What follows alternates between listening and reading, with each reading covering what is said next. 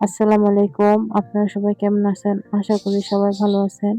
আজকে আমি ইলিশ মাছের লোনা শুটকি রান্না করব। তার জন্য কাঁচামরিচ, পেঁয়াজ, রসুন আর লোনা শুটকি একসাথে ধুয়ে কেটে রেখে দিয়েছিলাম। এখন আমি কড়ার মধ্যে তেল গরম করে পেঁয়াজ, কাঁচামরিচ সবকিছু একসাথে দিয়ে দিলাম। দিয়ে ভাজা ভাজা করব। এখন আমি আদা, রসুন, হলুদের গুঁড়া, মরিচের গুঁড়া সব দিয়ে কিছু সময় একটু ভাজবো। ভাজা শেষ হয়ে গেলে একটু পানি দিয়ে দিব। পানি দিয়ে আমি সময় নিয়ে একটু কষাবো, ঢেকে রেখে দিব।